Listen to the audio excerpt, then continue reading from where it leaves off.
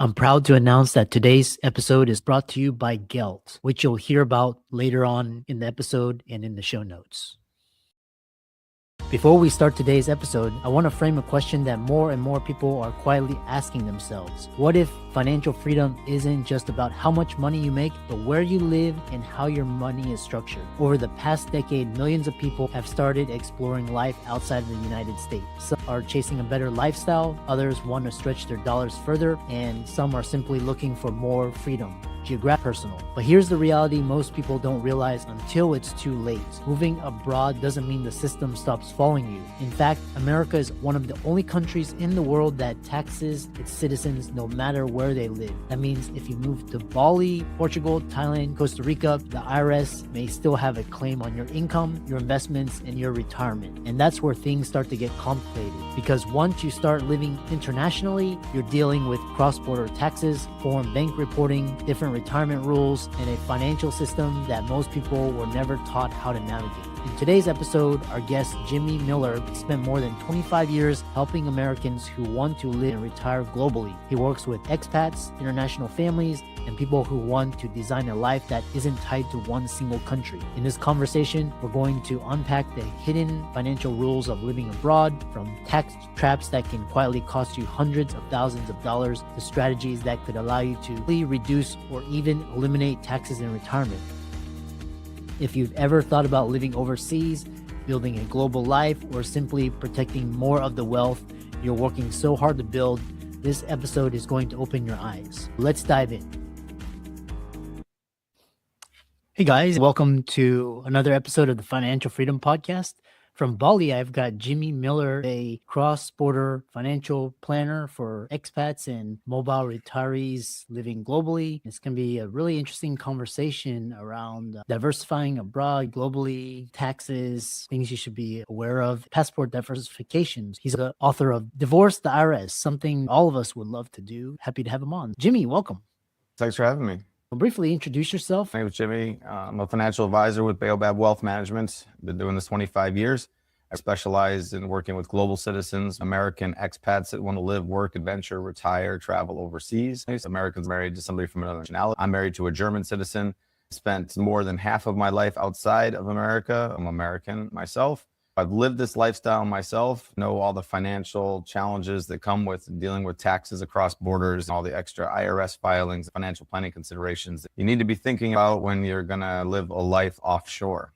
To start it off, one of the biggest questions on my mind is planning to do this. Why are people planning to live overseas? What are some of the reasons people come to you for?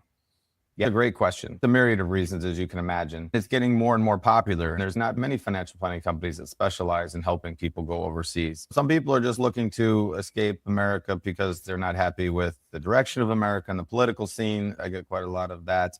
A lot of people are looking to retire overseas. They've always dreamed of retiring in Italy or Europe, Australia, lots of places around the world because of the culture, because people want to stretch their dollars further in certain parts of the world. Tim Ferriss made the lifestyle arbitrage idea quite popular with his book, The 4-Hour Workweek, about a decade ago now. I got people looking to move to Asia, Thailand, Bali to stretch their dollars farther. For a myriad of reasons, people are looking to work, live, retire overseas these days. Fascinating. If someone were to consider living abroad, what are some of the considerations they need to take into consideration when starting this process? A big question, a lot of things to consider. It's always best to consider these things before you've left America. A lot of people come to me specifically for taxes. They want a side-by-side comparison of, say, what it would look like if I stayed retired in America and just traveled to Europe, or if I became a tax resident, say in Italy, France, or wherever their dream destination is going to be. A lot of countries tax people more heavily than America does. There's usually a cost to live overseas in retirement in certain locations. People are seeking out what that cost is so they can make a good decision for themselves on whether that's worth it to them to pay those extra taxes. It's not just the extra taxes, it's other things people don't think about. Most countries around the world don't recognize the Roth IRA as tax-free. So although you've done a really great job of saving tax-free in America, that account may be fully taxed in the country you're thinking about going to. The other thing to consider is that you need to learn about the reporting requirements if you're going to live, work, retire overseas. Once you go overseas, you'll need to set up things like a bank account. You need to be careful of what you do and don't invest in overseas. There's reporting of foreign bank accounts back to the IRS. There's different reporting for foreign assets overseas. Learning all that before you go with eyes wide open, understand what your obligations are as an American citizen. America is the only country in the world that taxes its citizens worldwide. Even if you don't live in America, you still have to file a tax return in America, unlike most countries in the world. My wife is German. If she leaves Germany and she's not using the fire department's police and roads, she can deregister from the system and she's not liable for taxes there unless she has a business or earning income inside of Germany. America is not like that. If you leave and plan to never return, unless you give up your passport, you're going to need to file a tax return. If you're working overseas, there is some relief. The foreign earned income exclusion, foreign tax credit can help with your U.S. taxes. You're still required to file a U.S. tax return. And in most cases, pay taxes as well, even if you're not in America. What are the popular destinations that people come to you that are friendly in terms of a tax perspective? If somebody's going overseas to stretch their dollar, those are the type of people that are looking for places that are more tax efficient. That would exclude most of Europe. The EU is a higher tax zone than America. For tax efficient places, I see people going to Central America, Costa Rica. Asia is a very popular destination, Thailand, Bali, Vietnam. There's other places for people who are working and not retiring. Dubai is famous for being tax-free. My brother married a Korean national and she gets health insurance for dirt cheap. Obviously, their healthcare system's probably much better than ours here. I know people are not marrying much these days. What is the advantage of partnering or marrying someone non-American for tax purposes or passport diversification? It's a great question. I don't know if I would say there's advantages to it because it makes your life considerably more complex to take advantage of that. So when you marry somebody from another nationality, first thing you need to decide is the plan to come back to America and live or stay overseas. The routes that people take there are quite different. If you're going to stay overseas, then getting something like a B2 visa for your non-American spouse so they can travel back, not on S-10 be so restricted in the States, is usually the way to go. If they're not a green card holder or a U.S. citizen, they don't have the obligation to pay taxes in America. If the American spouse puts them on their tax return, which was legal, they get double their standard deduction, which could be a benefit. Then that makes the non-U.S. spouse's income taxable in America if they're included on the tax return since they're married. So in an instance where you might marry somebody that's not working, that could be a real tax benefit because you can do married filing joint. You can use their standard deduction. They don't have income to report for tax purposes in America, and that can be beneficial. But if they're working, depending on how much they make, it might not be beneficial to have to report their income in America and pay tax on it. That's a consideration for sure. If they go to become a green card holder, then they become a U.S. person for tax purposes. And regardless of where they are in the world, they'd be treated like a U.S. citizen for tax purposes, just wouldn't be able to vote with a green card. That's the path then to citizenship. It's getting rare that just marrying somebody from another country gives you access to the passport. It depends on the country. It comes with stipulations like investment living in that country, passing a language test in that country. Marrying a non-U.S. citizen can be a path towards another passport, but it's not as easy as just marrying somebody and being able to get a passport in their country. Unlike America, it's easier after a certain period of time, 3 or 5 years, depending on where you come from and how you qualify. You can gain U.S. citizenship by marrying a U.S. citizen. Follow-up question, is American passport still very valuable? Are you seeing somebody contemplate renouncing their citizenship and living abroad? Where do visas come into play? I talk to people all the time considering renouncing their U.S. citizenship. It's a process. If you have a green card, it's very easy to give it up. But if you're already a U.S. citizen, it's a little work to renounce. You need to have another passport in place before you do that. You're giving up a lot of things to renounce your U.S. citizenship. It's still a fairly strong, if not the best passport in the world, depending on how you rank it. There's lots of ranking things out there. My German wife likes to joke with me all the time that she can actually visit more countries around the world visa-free with her German passport than I can with my American passport. And I remind her that she can only go to China for 90 days on her passport, and I go for 10 years on mine. It depends how you rank the passports on how valuable they are, but the American passport is still very valuable. Regardless of how you feel about America at the current time and your patriotism, most of the world would love to have a United States passport and come live the American dream. It's still a land of opportunity for sure, without a doubt. Millions of people play the green card lottery every year. I have clients that won the green card lottery from Germany. Every year they put in for that chance to get one of the million spots in the green card lottery. They got it. They did a green card for 5 years and they're U.S. citizens. A quick question. Are you paying more in taxes than you should? Most high-earning physicians overpay by tens of thousands because their CPA only looks backwards, not forward. Gelt is different. Dedicated CPAs powered by AI that work year-round, not just at filing time. Tax strategy and proactive planning for practice owners, investors, and physicians with complex financial lives. Built specifically for professionals who want to keep more of what they earn. To find out more, check out jointgelt.com. That's jointgelt.com. Links are in the show notes below.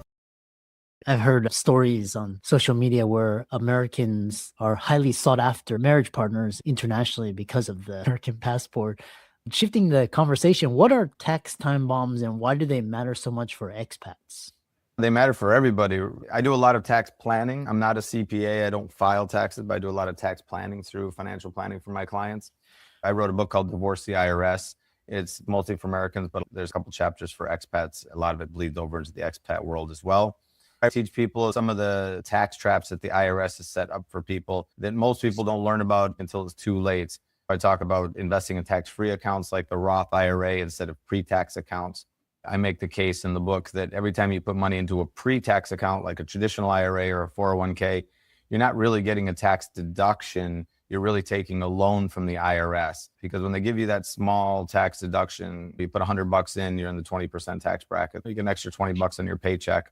It's really a loan from the IRS, because now the IRS has a lien on your 401k or your IRA, and you're going to owe that tax back. In most cases, you're going to owe more because the account's supposed to grow for you. If that $100 turns into $200 and you take it out in retirement and you're still in that 20% tax bracket, you're going to owe $40 on that $20 you originally got. And so that's why I call it taking a loan from the IRS. Taking money out of those pre-tax accounts triggers a lot of other taxes in retirement that people don't realize till later in life. If you're over that provisional income threshold, take too much out of pre-tax accounts, you can trigger taxes on your Social Security. You can bump yourself up in Medicare costs. I talk about paying taxes from the grave, the spousal, the widow's penalty, where when one spouse passes away and the other spouse inherits all the accounts, but they drop to the single tax brackets and they pay even more taxes as a widow than they did as a married couple. The book outlines this whole progression of how taxes unfold through somebody's life, including RMDs, and how the government takes back all those taxes and you still even pay those taxes from the grave. And the things that you can do to set yourself up financially along the way, generally using Roth accounts. I'm a big fan of Roth accounts to avoid these tax time bombs and set yourself up for that tax-free income and lower provisional income when you hit the retirement years. Your book, Divorce the IRS, it sounds based on your response very difficult. How can you actually divorce the IRS before you retire? And let's take a real simple scenario to explain it. Let's say that you, Dr. Lou, you put all your money during 30 years of working as a doctor into your traditional 401k, pre-tax. You want all those tax deductions along the way. You get those tax deductions in your paycheck over your 30 years. You probably don't save them. You just use them in your lifestyle. The only thing that I do different, we work at the same place, we put into the same 401k, we put into the same mutual funds, except I put into the Roth 401k. When we both get to retirement, make math easy, let's say we have $1 million each, but all of your $1 million is fully taxable as you take it out, and all of mine is tax-free as I take it out. Now you get Social Security and I get Social Security, let's say they're equal. You'd get $30,000 of Social Security, you take $50,000 out of your 401k. Now, the money you take out of your 401k retirement is going to be fully taxable at ordinary income rates because you're over the provisional income threshold. 85% of your Social Security is going to be taxable. So you're going to have $80,000 of income and most of it is going to be taxable. I'm going to take the same $50,000 out of my Roth IRA. It's going to be completely tax-free. Because it's tax-free, that doesn't tick me over the provisional income threshold. My Social Security is also completely tax-free. And I have the full $80,000 in retirement with no taxes whatsoever. In that example, I've divorced the IRS. I don't owe any tax on my Social Security. I don't owe any taxes on my withdrawals from my Roth IRA. I owe zero in federal and state taxes. I'm still going to pay taxes because there's hidden taxes everywhere. I talk about that in my book as well. There's taxes on my cell phone bill, my utilities are taxed. There's tax when I put gas in my car, when I buy an airplane ticket. You can't avoid those unless you go totally off grid. But when it comes to federal and state taxes, you can divorce the IRS in retirement and pay no taxes if you plan for it properly. Sounds like the way you described it is tax efficient retirement accounts Next question I have for you is, where does the line between the legal and the letter of the law blur between what you do? Do you help with tax planning for living abroad? If someone that was wanting to take advantage of geo arbitrage, would they go to you or would they go to a lawyer or both? Both, depending on the size of their accounts. For an average American, somebody who saved $500,000 to $5 million, generally a financial planner that specializes in tax efficient or tax-free investing, who has experience with overseas, can handle their investments, their tax planning, working along with a CPA, generally 2 CPAs, one in America and one overseas in the country that they're in. When you get beyond that, and if you're married to a non-US citizen, that's where attorneys generally come in. Non-US citizen spouses don't get the unlimited marital deduction. When one spouse passes, there can be a lot of estate tax problem. You need things like the Q-Dot trust and other trust types so you can take advantage of passing your money to a non-US spouse without that 40% estate tax. Those are the general ranges. Next question I have is, where does real estate fall into the category of tax planning when clients work with you? I get that one a lot. It's popular. People want to have rentals to diversify, or they like owning things like that. Rentals are generally not tax efficient in retirement. Everybody, when they have rentals, they enjoy that depreciation when you're collecting your rents, as long as you got good renters. Depreciation is really nice. It's amazing how many people I talk to that don't realize that if you sell that house someday, and most retirees in my experience do, because becoming a landlord at some point as you get older becomes too much, or if you want to go overseas, trying to manage that property from overseas becomes too much. Property management costs a lot of money, it eats into your ROI quite a bit. You have to recapture that depreciation up to 25%. And that, when you have to pay that big tax bill, recapturing that depreciation at the end of a rental, that eats into that ROI considerably. When you consider something like real estate in general over long periods of time, I know there's probably some real estate fans out there, it doesn't appreciate as much as the stock market. I joke around, I've never had to put a new roof on my S&P 500 index fund. It's more liquid to invest in something like ETF than the real estate. The other thing, to answer your question, real estate rental income is part of provisional income. It's amazing how many people want to divorce the IRS. They've done really good with saving in a Roth IRA, but their rental income puts them over the provisional income threshold. Half of Social Security is counted, but half generally doesn't get you over the provisional income threshold. But if you add a little bit of rental income, even if you've got all your money in Roth, that's going to make your Social Security taxable. When you look at the ROI of when your property's vacant, all the expenses of managing the house, putting repairs into the house, the depreciation recapture at the end, then if that house makes 85% of your Social Security taxable, that adds another $6,000 to your tax bill, which is about the average for a couple in America who go over that provisional income threshold. That really kills the ROI of that rental property. One question from the audience is, where do gold, silver, if you get questions around coin? So there's 2 big questions there. I'm not a fan of investing in precious metals or in cryptocurrencies. Cryptocurrencies are very new assets. The money I manage is people's serious money, how to get into retirement to last a lifetime. Generally, I don't do things that are so volatile, like they are so new. The plans that I build, the things that I invest clients in, are the tried and true things that have always worked over the last 100 years. Generally, clients feel more comfortable with that. I'm not saying you can't speculate in some cryptocurrency on the side with your Coinbase account. I'm all for it. If you love it, you follow it, you like it, you think it's the next best thing. But in your serious money accounts, maybe someday it has a place. I don't think we're quite there.